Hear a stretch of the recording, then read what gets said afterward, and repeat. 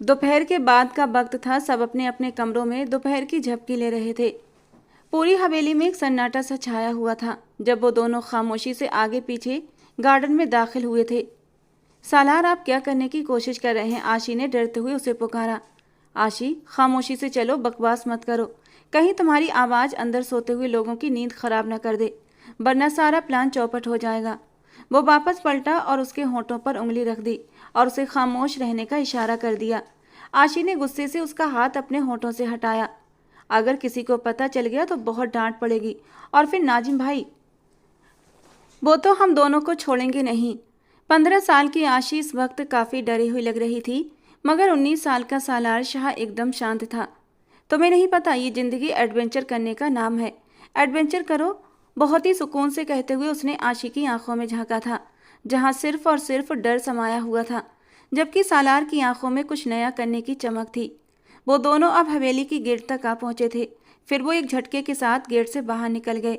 बाहर सालार की बाइक खड़ी थी। वो जल्दी से अपनी बाइक पर बैठा, मगर आशी डरती हुई पीछे ही खड़ी रही। आशी, बैठो, उसने उसे इशारा किया। मुझे नहीं बैठना, मुझे बाइक पर बैठने से डर लगता है, और ऊपर से तुम इतनी तेज बाइक चलाते हो। जबकि सालार ने अपना सर पीट लिया। ओ फाशी, एक तो तुम हर छोटी छोटी बात पर डर जाती हो। यार, डरा मत करो, तुम सालार शाह की बीवी हो, और ये कोई मामूली बात नहीं। चलो अब जल्दी से आकर बैठो। अगर ज़्यादा डर लगे तो मुझे कसकर पकड़ लेना। उसने जैसे बीच का रास्ता निकाला था। आशी डरते डरते बाइक पर बैठ तो गई। इससे पहले वो बाइक स्टार्ट करता, न जाने कहाँ से अदनान आ टपका। आप दोनों कहाँ भागने की प्लानिंग कर रहे हैं? आशी की तो जान ही निकल गई थी, जबकि सालार के चेहरे के हाव भाव बिगड़ गए थे। तुम्हें हमारी जासूसी करने के अलावा और कोई काम नहीं? उसने दांत पीसकर एक एक शब्द पर जोर दिया था। बिल्कुल भी नहीं, बल्कि तुम्हारी जासूसी करके मुझे बड़ा मजा आता है। अभी जाकर नाजिम भाई को बताता हूँ कि तुम लोग भाग रहे हो। वो अपने दांत निकालता हुआ इससे पहले कि हवेली के अंदर दाखिल होता, सालार ने उसे गिरबान से पकड़ा था। तुम्हें प्रॉब्लम क्या है? एक तो इतनी मुश्किल से हम दोनों यहाँ तक पहुँचे हैं, सिर्फ एक बार बाइक राइड ही तो लेने जा रहे हैं। सालार अभी और भी गुस्सा करने वाला था, लेकिन उसने सोचा गुस्सा करने से मामला बिगड़ सकता है, इसलिए ठंडी गहरी सांस लेते हुए बोला, अच्छा ये बताओ, अपना मुंह बंद रखने के लिए क्या लोगे? सालार ने जैसे उसे रिश्वत देने की कोशिश की। अदनान ने कुछ देर सोचा, फिर जैसे उसकी आंखें चमक उठीं। आईफोन 15 प्रो मैक्स चाहिए। उसकी इच्छा सुनकर सालार की आंखें फैल गई थीं। नहीं बेटा, ये बताओ जरा, क्या मैं कोई बिजनेसमैन हूँ या मेरे पास कोई लाखों का माल है?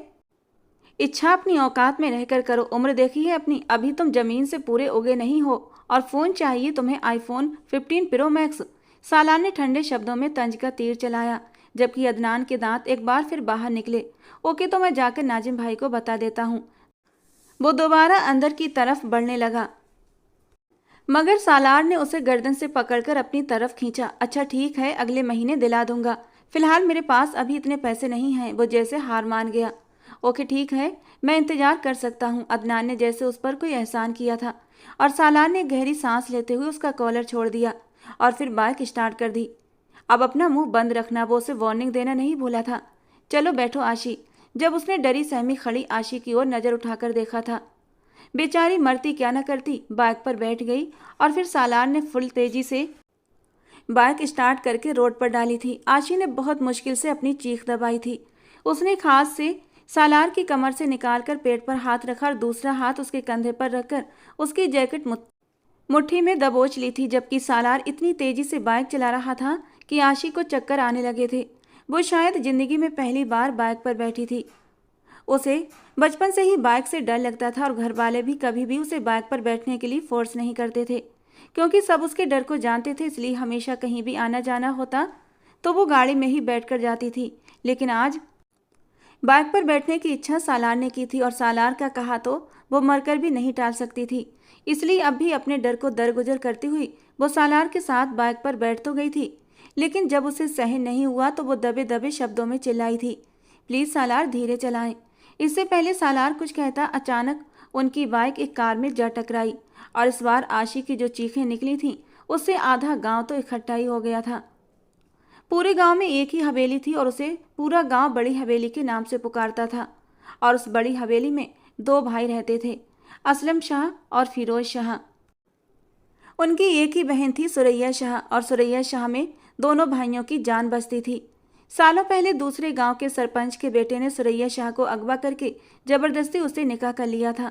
बहुत मुश्किलों के बाद असलम और फिरोज शाह अपनी बहन को वापस लेकर आए थे, लेकिन इस बीच सुरैया को खुदा ने बहुत ही प्यारी सी खूबसूरत बेटी दी थी, जिसका नाम आशी रखा गया था।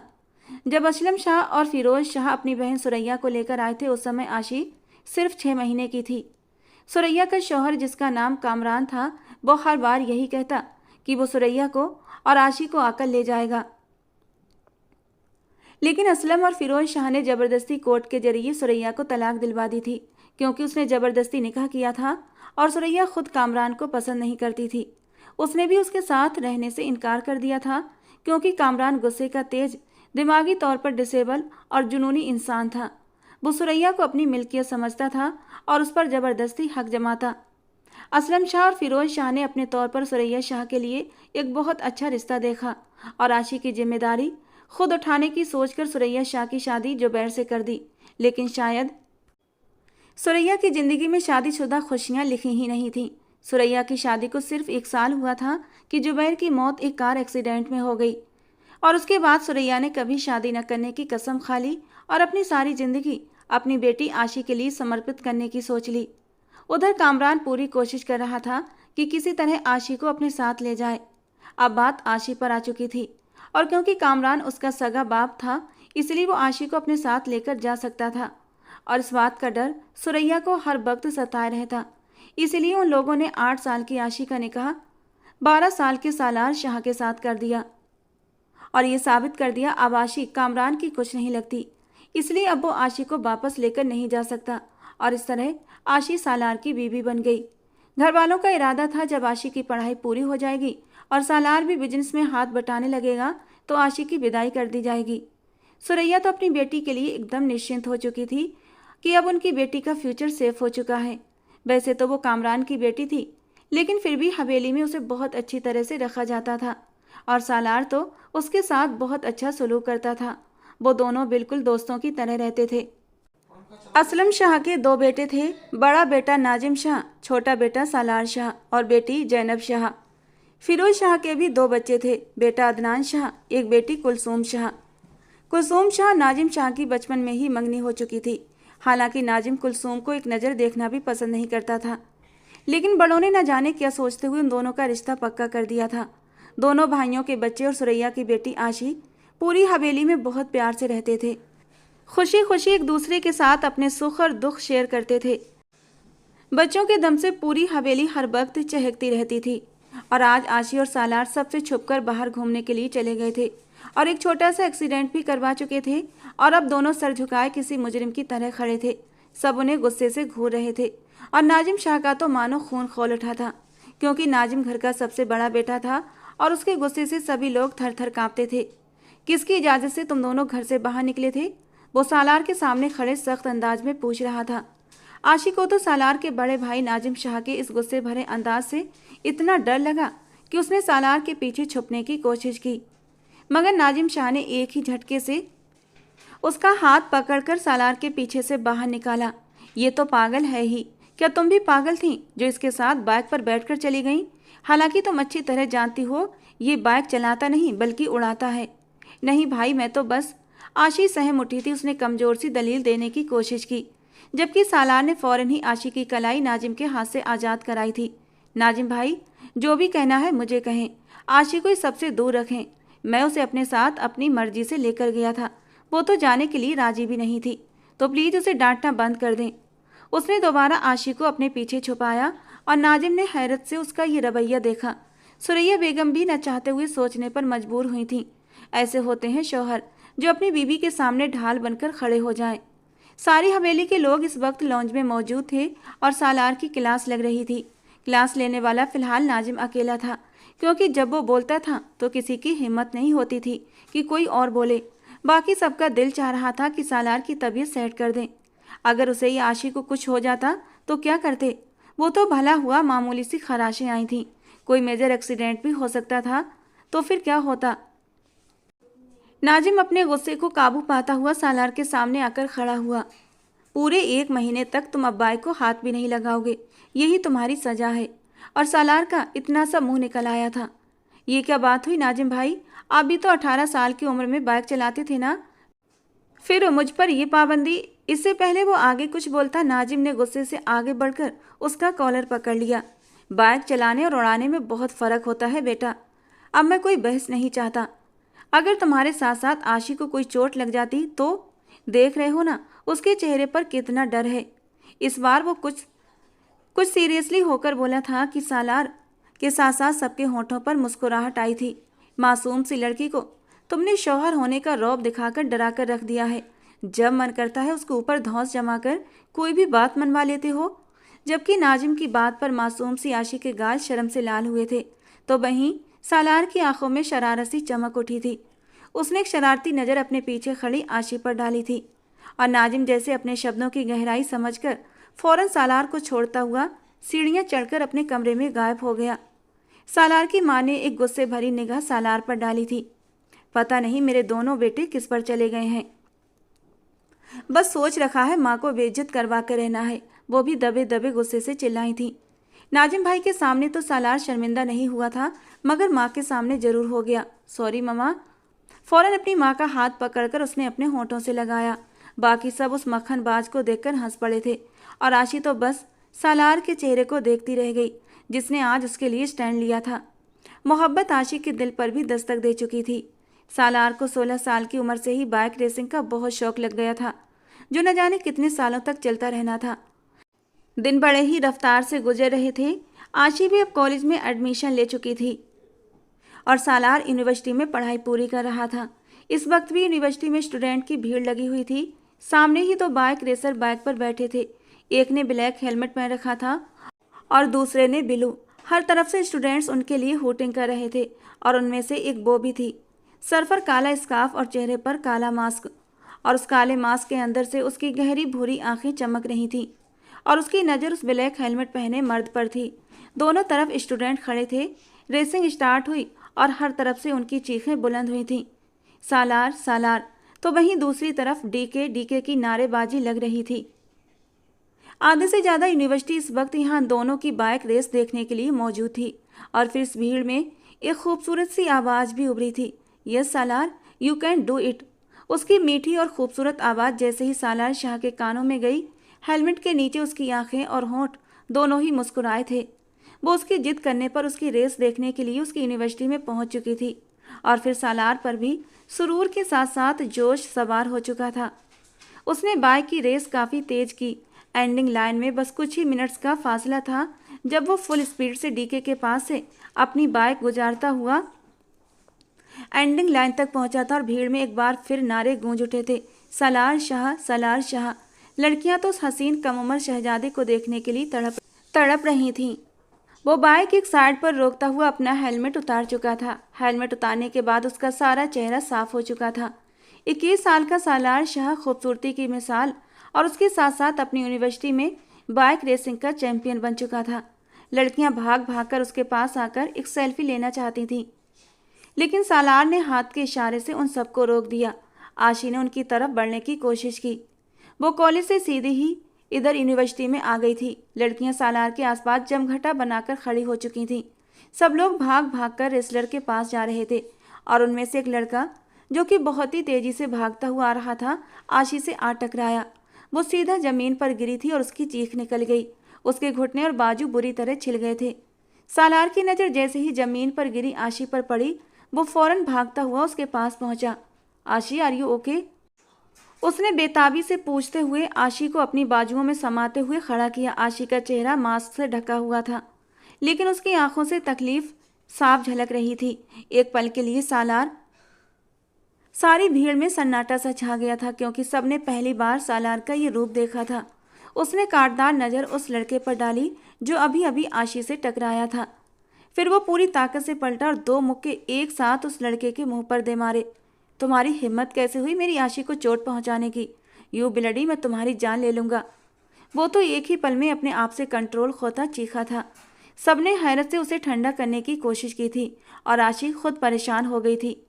वो फौरन आगे बढ़ी और सालार को उस लड़के से दूर करने की कोशिश करने लगी। छोड़ दे सालार, क्या कर रहे हैं? वो नहीं चाहती थी कि यहाँ पर किसी भी तरह का कोई तमाशा लगे, और उसके कहने की देर थी कि सालार ने फौरन ही उस लड़के को छोड़ दिया और वापस आशी की तरफ पलट गया। दिखाओ कहाँ चोट लगी है तुम्हें, सख्ती से कहता उसने आशी की कोहनी पकड़कर देखी जहाँ से खून निकलना शुरू हो चुका था। सालार ने एक नज़र अपनी क्लास फेलोज पर डाली। जल्दी से फर्स्ट एड बॉक्स लेकर आओ। उसकी आंखों से आग सी निकल रही थी जो वहाँ खड़े हुए हर इंसान ने महसूस की थी। उसने सिर्फ एक इशारा अपने टीम मेंबर्स को किया और फौरन से उसे कुर्सी हाजिर हुई। उसने आशी को कुर्सी पर बिठाया और उसके सामने घुटनों के बल बैठ गया। अब वो उसका घुटना देख रहा था। उसका यूनिफॉर्म घुटने की जगह से लाल हो चुका था। वो इतनी जोर से गिरी थी कि उसका घुटना और कोहनी दोनों बुरी तरह जख्मी हो गए थे। सब हैरत से सालार शाह को एक लड़की के कदमों में बैठा देख रहे थे। सालार का दिल चाहा उस लड़के की जान ही ले ले। अगर आशी ने न रोका होता तो उसे कभी न छोड़ता। फर्स्ट एड बॉक्स आया। जल्दी से सालार ने उसके बाजू और घुटनों पर पट्टी कर दी। चलो घर चलते हैं। उसने फौरन उसे बाजू से पकड़कर उठाया और आशी हैरान रह गई। वो 2 महीने से इस रेस की प्रैक्टिस कर रहा था। अब फाइनल में पहुंचकर सब कुछ छोड़कर घर जाने की बात कर रहा था। लेकिन सालार, अभी हम कैसे जा सकते हैं? अभी तो तुम्हारी रेस का फाइनल राउंड रहता है। सालार शाह बाइक रेस का दीवाना था। ये बात आशी अच्छे से जानती थी। तुमसे ज़्यादा कुछ भी जरूरी नहीं आशी। वो आशी के पास झुकते हुए एक एक शब्द बहुत ही सीरियसली बोला था, और कुछ पल के लिए आशी को सांस आना ही बंद हो गया। वो बेयकीन सी थी। उसने सोचा नहीं था वो सालार के लिए इतनी खास होगी। सालार ने उसका बाजू मजबूती से पकड़ा, उसे अपना सहारा देकर चलाने लगा। लेकिन आशी के घुटने में बहुत दर्द था, इसलिए चलना दूभर हो रहा था। रेस का हेड उसके सामने आकर खड़ा हो गया। इस तरह रेस छोड़कर कहाँ जा रहे हो सालार? सब परेशान हुए थे। मैं फिलहाल रेस छोड़ रहा हूँ। मेरी तरफ से दूसरे मेंबर को विनर अनाउंस कर सकते हो। सालार ने सीरियसली कहते हुए दोबारा आशी के साथ कदम आगे बढ़ाने चाहे, लेकिन वो लोग इस तरह सालार को हारते हुए कैसे देख सकते थे? लेकिन सालार, हमने इस रेस पर इतने सारे पैसे लगाए हैं, उनमें से एक ने दबे दबे गुस्से से कहा। सालार की आंखें लाल हुई थीं। उसने अपनी जेब से अपना वॉलेट निकाला और उसमें मौजूद सारे पैसे उस हेड के हाथों में रख दिए। मेरे लिए मेरी बीबी से ज़्यादा किसी चीज़ की कोई अहमियत नहीं। उसकी सेहत पर 1000 रेसें कुर्बान कर सकता हूँ। वो सारे ग्राउंड में स्टूडेंट को देखते हुए ऊंची आवाज़ में बोला, और आशी जहाँ खड़ी थी वहीं खड़ी रह गई। ग्राउंड में मौत का सा सन्नाटा छा गया। कुछ लड़कियों के चेहरों पर दबा दबा गुस्सा था, जैसे उन्हें सालार शाह के सिंगल न होने का दुख हो। सालार ने अचानक ही आशी को अपनी बाहों में उठा लिया और आशी को लगा जैसे पूरी जमीन हिल गई है। सालार ने उसे कुछ भी कहने का मौका नहीं दिया था और सीधा उसे यूनिवर्सिटी की पार्किंग एरिया में ले आया। उसे गाड़ी में आराम से बिठाते हुए उसने ड्राइविंग सीट संभाल ली। अब गाड़ी हवेली की तरफ भाग रही थी, और आज पहली बार 17 साल की आशी ने सालार शाह को खुद के लिए इतना जुनूनी होते देखा था। उसे यकीन नहीं हो रहा था कि वो उसे इस कदर मोहब्बत करता है कि उसकी खातिर अपनी रेस छोड़ाया, वरना वो रेस की खातिर तो अपनी जान भी कुर्बान कर देता। चोट लगने की वजह से उसे बहुत तकलीफ हो रही थी, लेकिन इसके बावजूद वो खुलकर मुस्कुरा रही थी।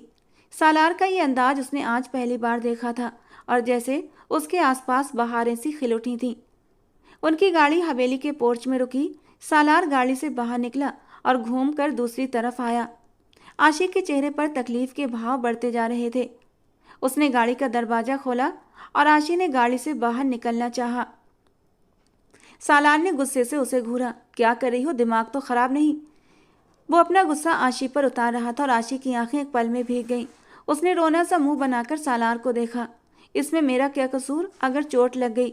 सूं करती वो अपनी मासूम आंखों में आंसू भरकर उसे देखने लगी, और इस वक्त वो सालार को इतनी मासूम और प्यारी लगी कि उसका सारा गुस्सा पल भर में गायब हो गया और उसके होंठों पर मुस्कुराहट बिखर गई। उसने आशी को जमीन पर पांव रखने नहीं दिया, दोबारा उसे अपनी बाहों में उठा लिया। पागल लड़की, मैं तो ये कह रहा हूँ कि इतनी चोट लगी है और जब इस हालत में चल नहीं सकती तो खड़ी होने की कोशिश क्यों कर रही हो? गाड़ी का दरवाजा उसने बाजू से बंद किया और आशी को घूरते हुए सवाल पूछा। आशी इस वक्त दर्द के साथ साथ कम से कम सालार की डांट सुनने के मूड में बिल्कुल नहीं थी। क्या कर रहे हैं? छोड़े मुझे। इस तरह सबके सामने लेकर जाएंगे? वो तो एक पल में परेशान हुई थी। हवेली वालों के सामने इस हालत में जाना कम से कम आशी के लिए मुमकिन नहीं था, मगर सालार ने उसकी एक न सुनी और हवेली के अंदरूनी हिस्से की तरफ बढ़ गया। एक तो वो थी भी इतनी हल्की फुल्की नाजुक सी, उसका वजन भी उसे महसूस नहीं हो रहा था। आज पहली बार सालार ने उसे इस तरह अपनी बाहों में उठाया था और वो तो उसके इतने हल्के नाजुक वजूद को महसूस करके दंग रह गया था। ऐसा लगता था जैसे उसने कोई गुड़िया पकड़ रखी हो। तुम कुछ खाती नहीं हो, तुम्हारा जरा भी वजन नहीं है, सालार ने मुस्कुराहट दबाए खामोशी से सवाल किया और आशी की आंखें पूरी खुल गईं। मुझे मोटे होने का कोई शौक नहीं, मैं तो पतली दुबली ही अच्छी लगती हूँ। आशी के मुंह के एक्सप्रेशन गुस्से से अजीब हुए थे, जो सालार देख सकता था क्योंकि उसके चेहरे का मास्क अब हट चुका था। प्लीज़ सालार, अब छोड़ दें। उसने एक बार फिर उसे रोकने की कोशिश की थी। सालार की मुस्कुराहट उसके होंठों में ही सिमट गई। गुस्से से उसने आशी को घूरा था। उसकी आंखों में अचानक गुस्सा आया था और आशी एक पल में ही सहम गई। तुम तो इस तरह डर रही हो जैसे कुछ गलत कर दिया हमने। इतनी परेशान क्यों हो रही हो? मैं कोई गए नहीं बल्कि शौहर हूँ तुम्हारा। अगर इस तरह हवेली में दाखिल हो जाओगी तो तुम्हें कोई कुछ नहीं कहेगा। कम से कम वो ये नहीं पूछेंगे कि मैं तुम्हें उठाकर क्यों ला रहा हूँ। सालार 2 पल के लिए रुककर उसकी आंखों में आंखें डालकर उसके डर को दूर करने की कोशिश करते हुए सुकून से बोला और फिर दोबारा कदम उठाते हुए हवेली के अंदर दाखिल हो चुका था। अंदर लॉन्ज में ही सालार की मां नरगिस बेगम और आशी की मां सुरैया बेगम बैठी थीं। उनकी नज़र अचानक ही सालार और आशी की तरफ उठी और आशी का ये हाल देखकर नरगिस बेगम के साथ साथ सुरैया जी भी परेशान हो गईं। आशी, क्या हुआ? वो दोनों फौरन उठकर उसके पास पहुंची। सालार ने सोफे के पास पहुंचकर बहुत ही आराम से आशी को सोफे पर बिठाया। कुछ नहीं हुआ, बस छोटा सा एक्सीडेंट हो गया है, आप परेशान मत हो। सालार ने उन दोनों की तरफ देखते हुए उन्हें तसल्ली देने के साथ साथ सफाई भी दी थी, लेकिन वो दोनों किसी भी सूरत चैन न पा सकीं। क्या क्या कैसा एक्सीडेंट? कहाँ चोट लगी है? मुझे दिखाओ। सुरैया की तो जैसे जान ही निकल गई थी। उनकी ममता तड़प उठी थी। फिक्र मत करें फुफ्फो, वो ठीक है। सालार ने उन्हें दिलासा देना चाहा, लेकिन वो माँ थी और सुकून इतनी जल्दी नसीब नहीं होने वाला था। अब आशी का बाजू पकड़ के वो उसके जख्म देख रही थी। आशी की तकलीफ अब बर्दाश्त के बाहर थी, लेकिन वो बहुत हिम्मत से बैठी थी। सर में भी दर्द की टीसें उठ रही थीं। कुछ देर वो वहीं बैठी रही। जब सुरैया को सुकून हो गया कि चोट ज़्यादा गहरी नहीं, तो उन्हें कुछ सुकून मिला था।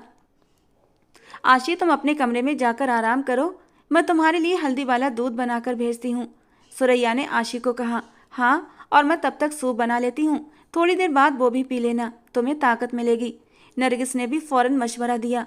लेकिन आशी को तो ये फिक्र लगी थी वो ऊपर तक चलकर कैसे जाएगी। लेकिन सुरैया आपी, उसके घुटनों में चोट है, चलकर कैसे जाएगी? नरगिस बेगम ने उसके चेहरे पर परेशानी भांप ली थी। वो दोनों एक साइड खड़ी थीं। सालार आगे बढ़ा। फिक्र मत करें, जैसे मैं इसे बाहर से लेकर आया हूँ वैसे ही मैं इसे इसके कमरे तक पहुँचा देता हूँ। इतना कहने के साथ ही उसने दोबारा आशी को अपने मजबूत बाजुओं में भरा और अपनी माँ और आशी की माँ के सामने ही वो इस हरकत पर शर्म से लाल पड़ गई थी। सालार को आशी की इतनी केयर करता देख दोनों के चेहरों पर मुस्कुराहट बिखर गई थी। वो दोनों फौरन किचन की तरफ चली गईं, लेकिन आशी सर उठाने के काबिल न थी। चेहरा हद से ज़्यादा लाल पड़ चुका था। उसने अपना बैलेंस बनाए रखने के लिए सालार के कॉलर को पकड़ा और दूसरे हाथ से उसकी शर्ट को दबोच लिया। उसके बाजू में अचानक ही दर्द उठा। उसने बहुत मुश्किल से अपनी सिसकी होंठों पर ही रोकी और अपना चेहरा भी सालार के सीने में छुपा गई। सालार उसे लिए कमरे में दाखिल हुआ, फिर उसे बहुत ही सावधानी से बेड पर बिठाया। वो बेड के किराउन से टेक लगाकर बैठ गई। सालार ने धीरे से उसका घुटना ऊपर उठाया और उसके सूज उतार कर उसके पाँव बेड पर रख दिए और आशी तो जैसे जमीन में धंसती जा रही थी। कम से कम वो ये नहीं चाहती थी कि सालार उसके कदमों में बैठकर उसके जूते उतारे। उसे पता नहीं क्यों, लेकिन बिल्कुल भी अच्छा नहीं लग रहा था। मगर सालार तो बिल्कुल नॉर्मल था। ज़्यादा चलने फिरने की हरगिज़ ज़रूरत नहीं। फिलहाल यूनिफॉर्म भी चेंज मत करना, वरना हाथ में दर्द होगा, आराम से कहते हुए वो उसे सारी बातें समझा रहा था। और फिर कबर्ड की तरफ बढ़ते हुए उसने वहाँ से फर्स्ट एड बॉक्स निकाला और उसमें से पेन किलर की गोलियाँ निकाल रहा था। दूध या सूप पीने के बाद ये 2 गोलियाँ खा लेना, दर्द में सुकून होगा। सालार ने वो गोलियाँ बेड की साइड टेबल पर रख दी। फिक्र मत करो, जल्दी ही ठीक हो जाओगी। इस बार उसने आशी को देखते हुए दिलासा दिया था, क्योंकि उसके चेहरे पर वो तकलीफ देख सकता था। सालार का इतना प्यार देखकर आशी की आंखों से आंसू फिसल पड़े, जबकि उसकी आंखों की नमी तो जैसे सालार के सीने में खंजर बनकर उतर चुकी थी। वो आगे बढ़ा आशी के बिल्कुल पास झुकता उसके माथे पर अपने होंठ रख चुका था। आशी, उसने इस कदर मोहब्बत से पुकारा कि एक पल के लिए आशी का दिल धड़कना भूल गया। उसने आशी के चेहरे को अपने हाथों के कटोरे में भर रखा था और उसे हल्का सा उठाते हुए उसके माथे को अपने होठों से छू रहा था। और सालार का स्पर्श पाकर आशी की आंखों में नमी सी उतर आई थी। आशी नम आंखों से उसे देख रही थी। कुछ पल के लिए वो खामोश हुआ था, फिर दोबारा उसके चेहरे के बिल्कुल पास होता हुआ धीरे से सरगोशी के अंदाज में बोला, तुम सालार शाह की जिंदगी हो। आज के बाद तुम्हारी आंखों में दोबारा आंसू नजर न आए। उसके कान में सरगोशी करते हुए वो आशी को पत्थर कर गया था। उसकी सांसों की तपिश आशी को अपने कान पर महसूस हो रही थी। आशी सांस रोके उसे अपने इतने करीब देख रही थी। उसकी तेज परफ्यूम की खुशबू आशी की सांसों के साथ साथ उसके अंदर जिस्म तक में उतर रही थी, जबकि सालार एकदम बेखुदी में उसके कान की लौ और उसके बाएं गाल पर शिद्दत से अपने दहकते नरम होंठ रखता आशी के दिल की धड़कनों को बढ़ा चुका था। और फिर वो जल्दी से कमरे से बाहर निकल गया और पीछे आशी का हाथ अपने दिल पर आया था, जो पूरी स्पीड के साथ धड़क रहा था। उसने धीरे से अपने गाल को छुआ, जहां पर अब भी उसे सालार के होंठों का स्पर्श महसूस हो रहा था। आज पहली बार सालार ने उसे इस तरह छुआ था, और जैसे आशी एक नई दुनिया की सैर करने लगी थी। हाँ, वो जानती थी सालार ऐसा ही है। उन दोनों की बचपन से ही बहुत अच्छी दोस्ती रही थी, और दिन ब दिन वो सालार के लिए उसकी सांसों से भी ज़्यादा ज़रूरी होती जा रही थी। जैसे जैसे वक्त गुजर रहा था वैसे वैसे आशी की खूबसूरती भी बढ़ती जा रही थी, और दोनों की मोहब्बत में भी और भी शिद्दत आती जा रही थी। पूरे 2 हफ्ते तक उसने ज़बरदस्ती आशी को बेड रेस्ट करवाया था और ख़ुद उसका ख्याल रखता रहा। तब कहीं जाकर आशी का घुटना और बाजू ठीक हुए थे, और सब लोग ही सालार की इस तरह केयर करने का अंदाज देखकर अंदर से सुकून पा चुके थे। लेकिन कौन जानता था कि फ्यूचर में क्या बड़ा हादसा होने वाला है। समय और भी आगे को सरक चुका था, और 17 साल की आशी 19 साल की हो चुकी थी। उसने भी अब यूनिवर्सिटी में एडमिशन ले लिया था, और आज वो बहुत खुश थी, क्योंकि वो सालार को बताना चाहती थी कि उसने एग्ज़ाम क्लियर कर लिया है और उसका एडमिशन भी हो चुका है।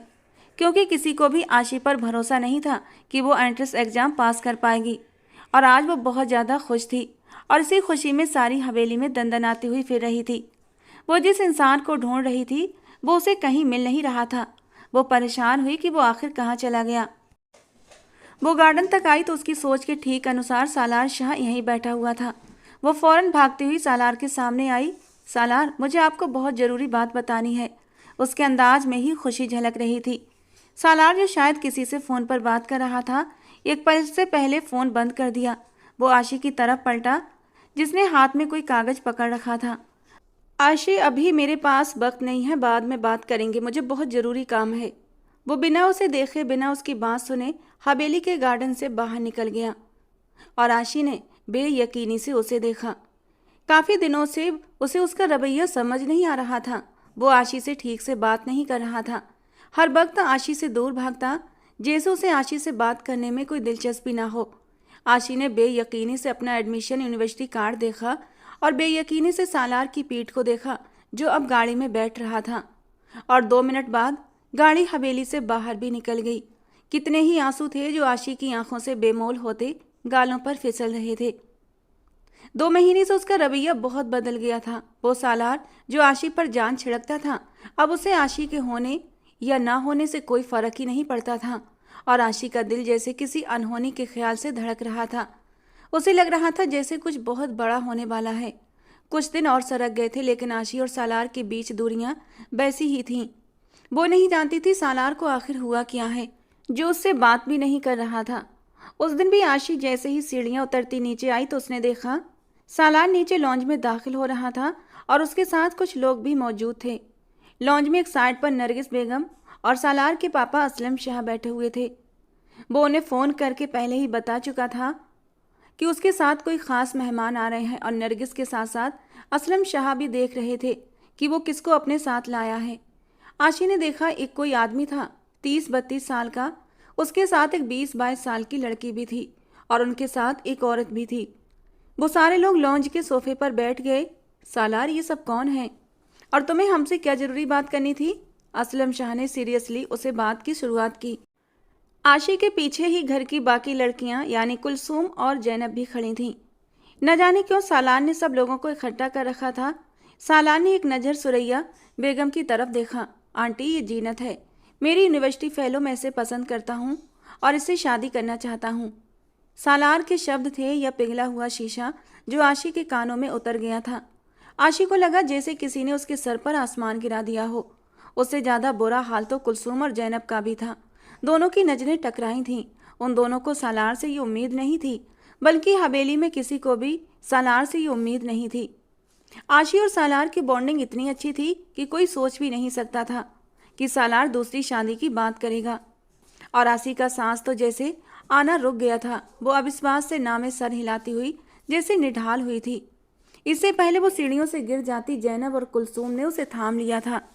उसकी नज़र सिर्फ सालार की तरफ थी, जो उसकी तरफ देख भी नहीं रहा था, जबकि असलम और फिरोज शाह के वजूद में जैसे किसी ने आग भड़का दी। ये तुम क्या कह रहे हो? तुम होश में तो हो? असलम साहब गुस्से से गरज उठे थे, जबकि फिरोज शाह का गुस्सा भी बहुत तेजी से आग पकड़ चुका था। ये क्या बकवास कर रहे हो सालार? तुम होश में तो हो? जबकि सुरैया बेगम का तो सांस ही रुक गया था। उनकी नज़र सीढ़ियों पर खड़ी अपनी बेटी आशी पर गई। किसी को भी सालार से उम्मीद नहीं थी कि वो दूसरी शादी की बात करेगा। सालार, तुम मेरी बेटी के साथ ऐसा कैसे कर सकते हो? सुरैया के शब्दों में सारे जहां की तकलीफ समा गई थी और सालार ने सिर्फ एक नज़र सुरैया की नज़रों का पीछा करते हुए आशी को देखा था। अगले ही पल उसने अपना चेहरा मोड़ लिया और जैसे किसी ने आशी की सांस रोक दी थी। वो वहीं सीढ़ियों पर गिर पड़ती। जैनब और कुलसूम ने उसे बहुत मुश्किलों से पकड़ा। आशी, क्या हुआ? वो दोनों उसके गाल थपक रही थीं और आशी ने बहुत मुश्किल से आंखें खोली थीं। जैनब और कुलसूम ने उसे कंधों से पकड़कर उठाया। उसने शिकवा भरी निगाह सालार पर डाली और बिना कुछ कहे सीढ़ियां पार कर गई। आंखों से आंसू बहते गालों पर आ रहे थे।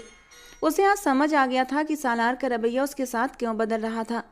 वो जो 8 साल की उम्र से ही सालार को अपना सब कुछ मानती आ रही थी, आज वही इंसान कह रहा था कि वो किसी और से शादी करना चाहता है। आखिर क्या कमी रह गई थी आशी की मोहब्बत में? क्या वो उसे मोहब्बत नहीं करती थी? क्या वो उसे समझती नहीं थी? आशी ने अपनी 19 साल की जिंदगी सालार की पसंद के हिसाब से जीना सीख ली थी और आज वो कह रहा था कि वो किसी और से शादी करना चाहता है।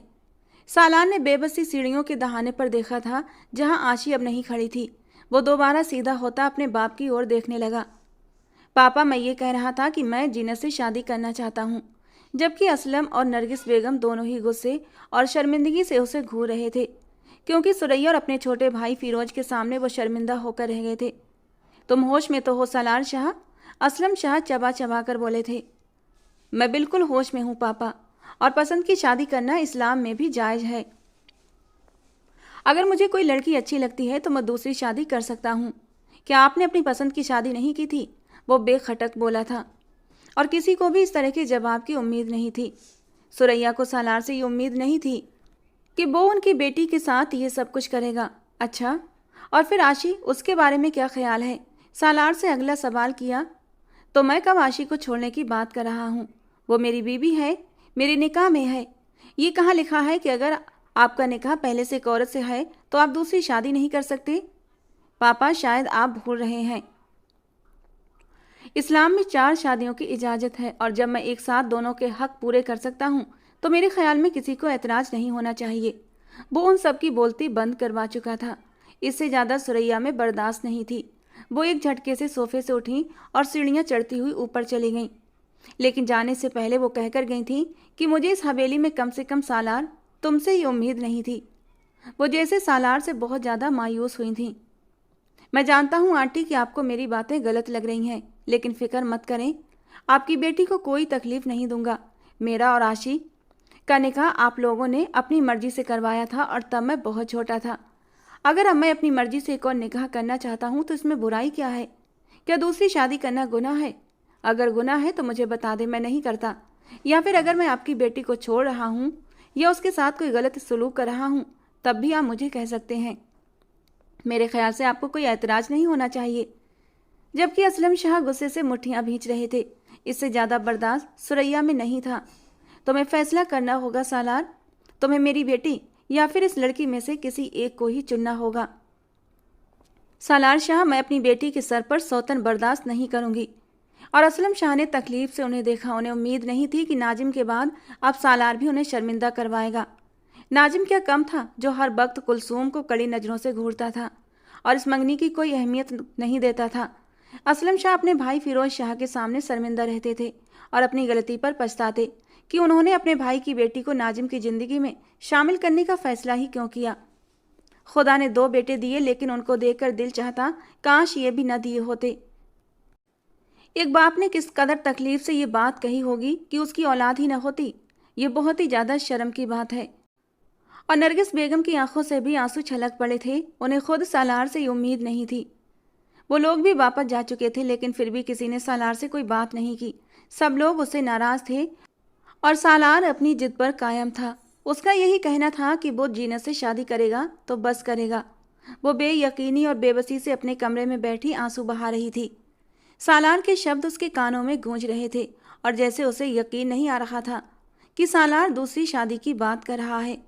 वो उसके साथ ऐसा कैसे कर सकता था। वो जानती थी सालार उसके लिए कितना जुनूनी है। सालार तो उस पर अपनी जान छिड़कता था। बस कुछ ही महीनों में उसका रवैया बदल गया था। वो ऐसा क्यों कर रहा था ये कोई नहीं जानता था। और आशी के तो वहमो गुमान में भी नहीं था कि वो दूसरी शादी करेगा। वो बेबसी से बेड पर बैठी फूट फूट कर रो पड़ी। आंखों के सामने बहुत सारे मंजर घूम गए थे जब जब वो उसके लिए जुनूनी साबित हुआ था। उसे आज भी वो दिन याद था जब उसने आशी को नाजिम भाई की कहर से बचाने के लिए अपने पीछे छुपाया था। भाई जो भी कहना है मुझे कहें, आशी को इस सबसे दूर रखें। मैं इसे अपने साथ अपनी मर्जी से लेकर गया था। ये तो जाने के लिए राजी भी नहीं थी। प्लीज इसे डांटना बंद करें। ये सब याद आते ही एक तकलीफ भरी मुस्कुराहट ने आशी के होठों को छुआ था। मंजर गायब हुआ तो अब दूसरा मंजर आंखों के सामने आ गया जब वो छोटी सी चोट पर तड़प उठा था। मेरे लिए मेरी बीवी से ज़्यादा किसी चीज़ की कोई अहमियत नहीं। उसकी सेहत पर मैं 1000 रेसें कुर्बान कर सकता हूँ। जब वो सारी यूनिवर्सिटी के सामने आशी को अपनी बाहों में उठाकर वहाँ से निकला था, उसके लिए सिर्फ और सिर्फ आशी की ज़िंदगी ज़रूरी थी। लेकिन अब वो सालार कहीं भी नहीं रहा था। उसने अपने 2 महीने की रेस की मेहनत भी यूं ही बर्बाद कर दी थी, सिर्फ आशी की वजह से, क्योंकि उसके लिए उसकी बीवी सबसे पहले थी। लेकिन आज कहाँ गई उसकी बीवी? तुम सालार शाह की ज़िंदगी हो, आज के बाद तुम्हारी आंखों में आंसू ना आए। कहीं दूर से अतीत के शब्द जो सालार ने कहे थे उसके कानों में गूंजने लगे। वो भीगी आंखों से तंजिया मुस्कुराई थी। वो इंसान जो उसके रोने से परेशान हो जाता था आज खुद उसे खून के आंसू रुला रहा था। 2 दिन गुजर गए थे। हवेली के माहौल में उदासी घुली हुई थी। सब एक दूसरे से नजरें मिलाते हुए शर्मिंदा थे। किसी को उम्मीद नहीं थी कि वो अपने माँ बाप को इस तरह शर्मिंदा करेगा। 2 दिनों से उसका बुरा हाल था। रो रो कर उसकी आंखें सूजन का शिकार हो गई थीं। उसका दिल चाह रहा था सारी दुनिया को तबाह बर्बाद कर दे। लेकिन क्या करती जब वो इंसान दूसरी शादी की बात कर रहा था तो आशी के हाथ में अब कुछ भी नहीं रहा था। रात के 8 बजे का समय था जब वो खुद से लड़ती जंग हारती हुई अपने कमरे से बाहर निकली। उसका रुख सालार के कमरे की तरफ था। वो उसके कमरे की दहलीज पर आकर खड़ी हुई। ये वो दरवाज़ा था जिसे खोलने से पहले कभी भी आशी को नहीं सोचना पड़ता था और आज उसे सोचना पड़ रहा था। धड़कते दिल के साथ उसने अपने कांपते हाथों से दरवाज़ा खोल दिया। वो बेयकीन सी बेबसी से उस कमरे को देख रही थी। उसे याद आया वो किस तरह भागती हुई कमरे में आ जाया करती थी और किस तरह बेड पर चढ़कर बैठ जाती और सालार को सारे दिन के किस्से सुनाती थी और वो भी हंस हंस कर उसकी बातें सुनता था। उसने सारी ज़िंदगी इस कमरे को अपना कमरा समझा था क्योंकि वो जानती थी एक दिन उसने इसी कमरे में आना है। उसने अपने अलावा किसी दूसरी औरत को इस कमरे में देखने का सोचा भी नहीं था और आज वो देख रही थी इस कमरे के चप्पे चप्पे में उसी की यादें जुड़ी हुई थीं। वो बेयकीनी से कमरे के दर दीवारों को निहार रही थी जब उसे ड्रेसिंग रूम से कोई चीज़ के गिरने की आवाज़ आई थी। वो अपने आंसू साफ करती हुई ड्रेसिंग रूम में दाखिल हुई तो सालार कबर्ड खोलकर अंदर झुका कुछ कर रहा था। वो इस वक्त बिना शर्ट के था। ब्लैक सैंडो में उसके मजबूत मसल्स पूरी तरह उभर कर सामने आ रहे थे। इससे पहले भी वो कई बार उसके कमरे में आ चुकी थी जब सालार बिना शर्ट के हुआ करता था और वो उस पर झूठ मूठ नाराज हो जाता। लड़की, तुम्हें शर्म नहीं आती? इस तरह मेरे कमरे में चली आती हो। वो अपनी शर्ट पहनता हुआ आशी के सामने शर्मिंदा हो जाता था तो आशी भी बेझिझक कह देती, किसी गैर के कमरे में नहीं आती, आखिर को तो मेरे शौहर हो। और सालार शरारत से उसके करीब होते हुए उसे बाहों में लेकर अपने करीब करने की कोशिश करता तो वो बिदक कर पीछे हट जाती। शौहर जरूर हो लेकिन अपनी लिमिट क्रॉस मत करो। क्योंकि अभी हमारी विदाई नहीं हुई है। और सालार एक गहरी सांस लेकर रह जाता। हाँ भाई, तड़पा लो, अभी तड़पाना तुम्हारा हक बनता है, लेकिन याद रखना, गिन गिन कर बदले लूंगा। वो अपनी एक आंख दबाता हुआ शरारत से कहता, और आशी शर्म से लाल पड़ जाती। वो दहलीज पर ही खड़ी हो गई थी। कदमों की आहट पर सालार के हाथ रुक गए थे। उसने कबर्ड से अपना चेहरा निकाल कर आशी को ओर देखा। 2 ही दिनों में उसका हाल किसी टूटी बिखरी जोगन की तरह हो गया था। आशी की आंखों में चमकती नमी ने सालार की आंखों में एक कोई असर सा छोड़ा था, लेकिन वो नज़र चुरा गया। जिंदगी में पहली बार उसने आशी को इग्नोर किया था, और आशी के कलेजे में जैसे किसी ने बहुत बुरी तरह खंजर मारा था। उसने पहला कदम ड्रेसिंग रूम में रखा जब सालार ने गुस्से से कबर्ड बंद की। तुम्हें तमीज नहीं है किसी के भी कमरे में दाखिल होने की? वो गुस्से से फट पड़ा था, और आशी के कदम वहीं रुक गए थे। उसने बेहद बेयकीनी से सालार का ये रूप देखा। सालार, आज से पहले तो तुमने मुझे कभी भी इस कमरे में बिना इजाज़त आने से मना नहीं किया। उसकी आवाज़ कांप रही थी। अब तुम बड़ी हो चुकी हो, तुम्हें तमीज होनी चाहिए, अब तुम बच्ची नहीं रही। उसके शब्दों में किसी भी तरह की कोई नरमी नहीं थी, और आशी की आंखों से आंसू फिसलते हुए गालों पर आए। वो दोबारा कबर्ड खोलकर अपना काम करने लगा। तुम ऐसे तो नहीं थे सालार, आखिर तुम्हें क्या हो गया है? तुम तो सिर्फ मेरे थे, फिर कैसे कोई दूसरी लड़की तुम्हें मुझसे छीन रही है? वो बेबसी से सवाल पूछ रही थी। सालार शायद कुछ ढूंढ रहा था। दोबारा से कबर्ड बंद की और उसके करीब आकर खड़ा हो गया। तो मैं कब कह रहा हूँ कि मैं तुम्हें छोड़ रहा हूँ? मैं आज भी तुम्हारा हूँ। इस बार उसके शब्दों में कुछ नरमी थी, और आशी के चेहरे पर कड़वी मुस्कुराहट आई। मुझे तुम पूरे के पूरे चाहिए, मैं तुम्हें किसी के साथ बांट नहीं सकती। मैंने अपनी सारी जिंदगी सिर्फ तुम्हें चाहा है, तुम ऐसा कैसे कर सकते हो? उसके शब्दों में सारे जहान की तकलीफ थी जो सामने खड़ा इंसान साफ महसूस कर रहा था, लेकिन फिर भी पत्थर दिल बना बैठा था। ये वो लड़की थी जिसे उसने अपनी मर्जी से अपने सांचे में ढाला था। वो जैसा कहता वो वैसा ही करती थी। वो कहता कि तुम्हें ही ड्रेस पहनना है तो वो वही ड्रेस पहनती थी। अगर वो कहता तुम्हें बाइक रेसिंग का शौक होना चाहिए तो वो उसकी खातिर बाइक रेसिंग को पसंद करने लगी थी। हालांकि उसे इसमें कोई इंटरेस्ट नहीं था।